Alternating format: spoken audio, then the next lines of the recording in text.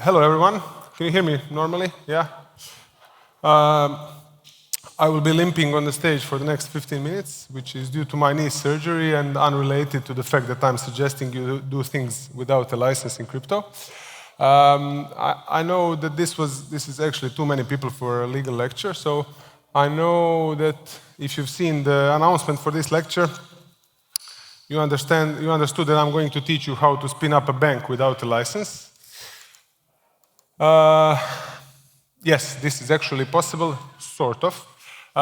So I'll firstly get into this because this is something that is somewhat interesting because we are, as Hiam said, in sort of a regulatory heaven, not haven in EU, which tries to regulate everything. And there is a big framework agreement coming soon into full application called MiCA or MiCAR, Markets in Crypto Assets. But we'll get a bit more into that. What is banking, anyway? Does anybody know, like a general definition of banking? Banking is money lending, that's basically. Well, not really. Banking is not money lending. Says Hyman Minsky, because in order to lend, the money lender must have money. So banks generally don't have their own money, they have your money, which you gave them willingly through deposits or unwillingly through fees. So what banking really is and what bank is, it's a credit institution.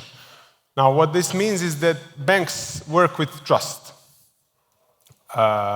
This trust has been, taken advantage of and jeopardized in the previous times, especially 16 years ago. So we have more and more regulation burden being put on you in order to have a bank. Being a bank actually means a monopoly because even if you do fulfill all the regulatory obligations, you will just not be issued a bank license because generally regulators feel that the less banks there are, the stronger the system or the more stable the system, which is not entirely wrong. So I was just doing this as a sort of a legal exercise and by no means a legal advice on whether is it possible to have a bank, preferably a Web3 bank, without any license whatsoever. What is the definition of credit institution in the EU? Whatever I'm saying applies to the EU. This is a case study we did. So if you ask European Banking Authority, the definition of credit institution can be found. Does the pointer work? It does. It can be found in the Article 4.1 of the EU Regulation number 575. Now, if we check this definition, this is this part right here. If green pointer, there you go, this here. This is how European Union defines a bank or a credit institution. So basically, it's an undertaking the business of, which is to take deposits or other repayable loans from the public and to grant loans or credits to the public for its own account. Now, what this means is that a credit institution in the EU has three basic elements. One is it has to be a business endeavor, so not just like a private thingy. It needs to be able to take deposits, or wants to be able to take deposits and issue loans or grant credits, and it has to be for its own account. Now, which of these seem wobbliest? So you will obviously want to be a business endeavor and take deposits and grant credits, but we know, we the Web3 people know that in Web3 not everything is always done for its own account. Now, if either of the three elements is missing, you know what happens. So what happens if whatever you're doing looks like a duck and talks like a duck, or looks like a bank and talks like a bank, but it isn't done for its own account? Well, this means that you don't need a license, which means you are going back to the wild, wild west of the 2017 times when you didn't need license for anything, and nowadays you pretty much need license for everything. So I'm not here to give you the business idea or the concept or anything. I'm just telling you that because this is something you know better than I do. If you are thinking of innovating in the financial sector, but not in the traditional finance, you may want to try to take advantage of certain loopholes that will eventually appear on the horizon. One of them being the fact that if you do something which is not for your own account, you fail to become a credit institution according to the EU laws. Now, since we talked about regulation, this is a regulatory lecture, sort of, I will briefly tell you what markets and crypto assets regulation is. Does anyone okay, somebody definitely knows about it, but how many of you have heard of MiCA or MiCAR or everyone? Not everyone, but a larger part, good. Okay, so markets in crypto assets regulation is the regulatory environment for crypto businesses in the EU. So the idea of the EU was, since, as the joke says, EU isn't able to produce any software or hardware, so they produced regulation. So EU wanted to bring regulation to the masses, and they came up with this big, it's seriously big, piece of legislation called MiCA. Now what MiCA does is, once it enters full application, now it's in some sort of a transitory part or era of its existence. It will enter into full application on technically 30th of December 24, but take into account that as of 2025, it will start applying. Now, why some of these letters are bold, if you can even see it, is that it's an easy acronym to remember what MiCA covers. So it covers ARTs, which are asset reference tokens, EMT, which are e-money tokens, utility tokens, other tokens, and the three things on I, which is intermediation, issuance, and inspection or supervision. So you can just remember, it covers the vowels A, E, I, O, U. Okay, this is if you ever need to quickly decide on what you're doing, whether it will touch regulatory perimeter or not, have these A, E, I, O, U's in mind. These are the types of assets, A, E, U, and O, and the three I's are the activities that you can be doing or someone is doing based on MiCA. To be specific, inspection or supervision is something that is done by the regulator, and the powers were given to them by MiCA. Now, what remains out of MiCA scope? So one thing that you won't see here is DeFi, because generally we're at the DeFi conference, so I imagine you have already picked up this information. So all you DeFi degens or whatever, you're still free riding after the 25. There are four basic categories that are out of MiCA's scope, okay? So one is private persons. So MiCA refers to, same as in the banking definition, to business endeavors. So if you are doing something privately, if these are the peer-to-peer, which means sending assets from one person to another without an intermediary, so remember, intermediation means MiCA. No intermediary, namely P2P, means no MiCA necessary, doesn't apply. So it doesn't apply to private persons and whatever they're doing with their crypto. It doesn't apply to infrastructure. So mining activities, all sorts of staking, with one caveat. If you offer staking, so-called STAS, not Stasi, but STAS, if you offer staking as a service, it is a service which then again falls under MiCA, but if you only do staking without offering it as a service, it is out of scope. Number three are NFTs. So I don't know if NFTs are completely dead, but let's say they're not.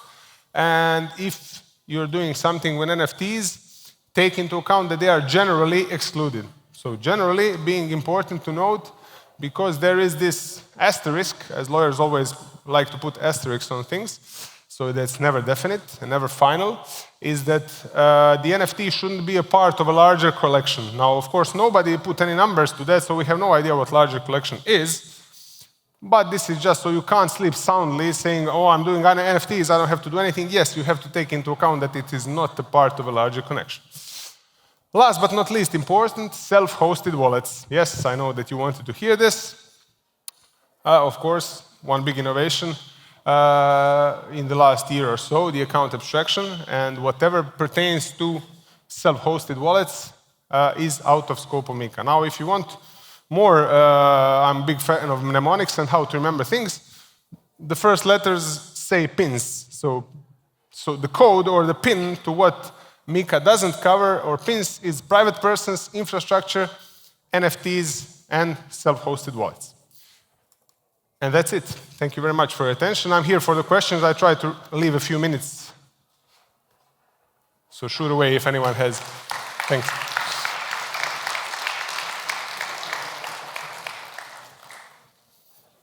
How does it work? Sorry, I failed to understand how the questioning. There's a raised hand. Sorry? There is an app where... Was I supposed to download? No, you Okay, don't need to download anything. I'll be reading the questions for you. Just a reminder for the audience, to download the app, you can scan the QR code and submit your questions through the app.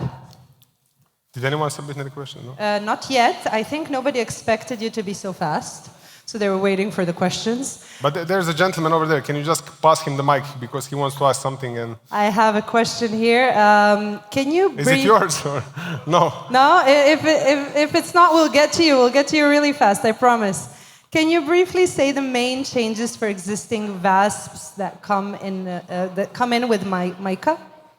Good question. I can tell you about Croatia specifically because it has an interesting regime. In Croatia, if you have secured the so-called pre-MiCA license, our regulator actually had a pretty good bylaw that enabled you to easily transition into the new MiCA license. So if you are one of the lucky 8, I think, in Croatia that have the pre-MiCA registration license, you only have to, let's say, adapt certain policies and maybe capital requirements and so on. But if you were to ask me generally, the biggest change is the capital requirements. So you're not allowed to have anymore have a company that has the so-called Jadni DO in Croatia or a simple limited liability company that has 1 euro of share capital.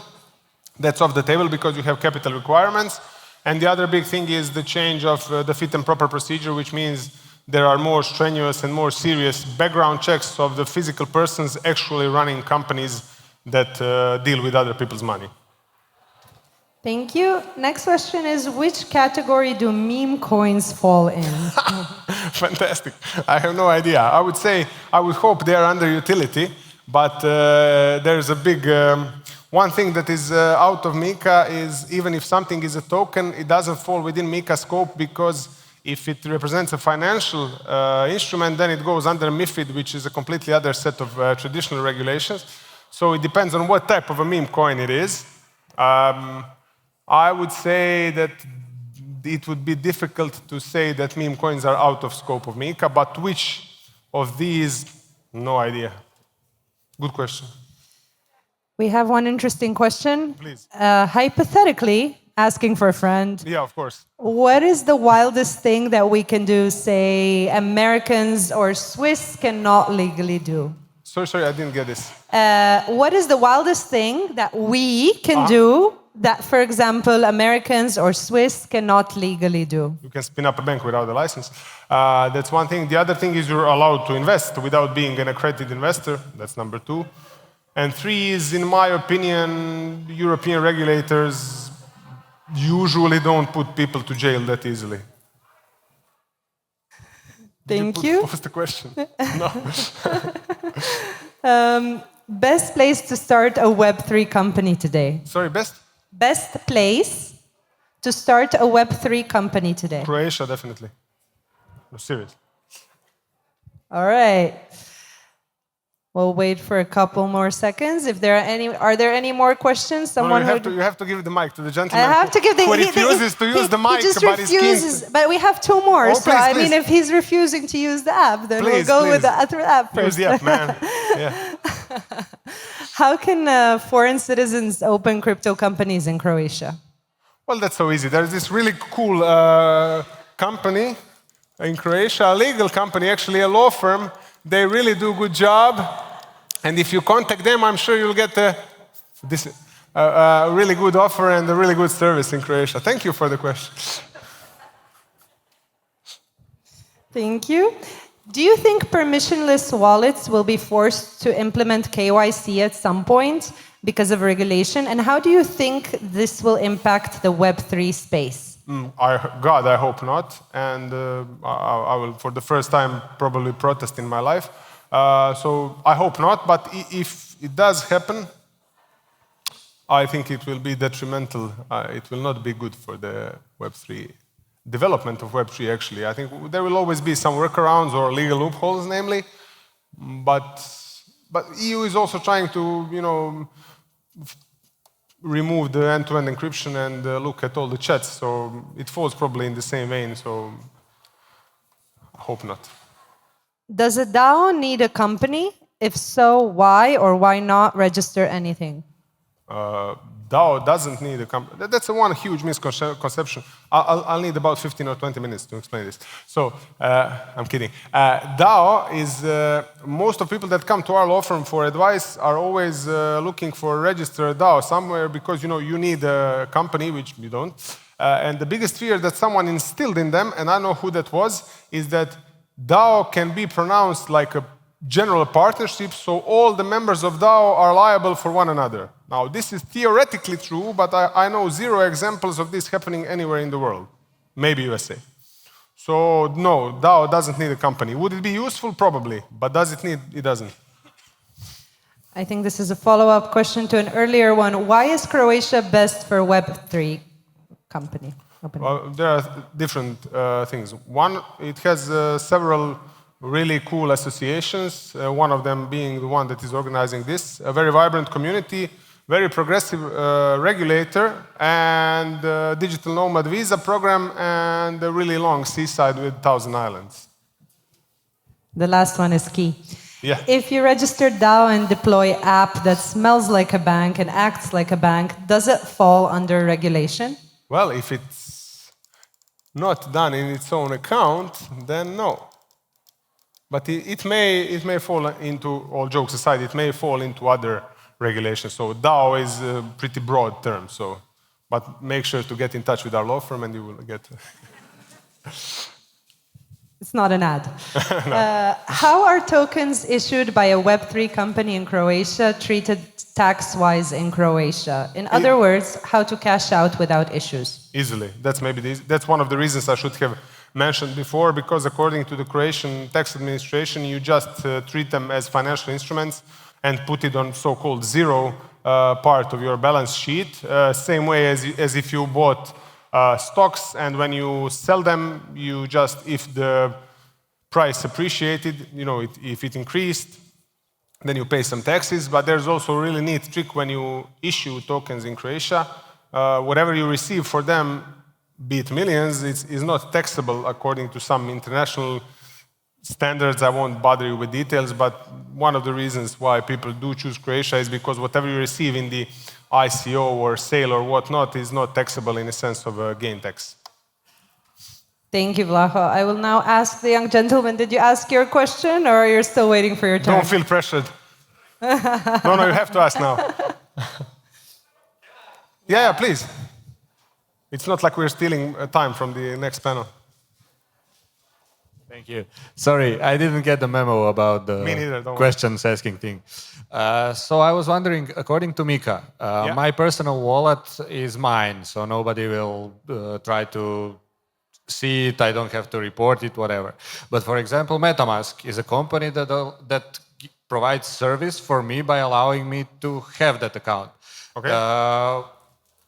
Is there some kind of law, according to Mika, that will force MetaMask to share information regarding the IP addresses, whatever they can get to have more info about my wallet as a private wallet?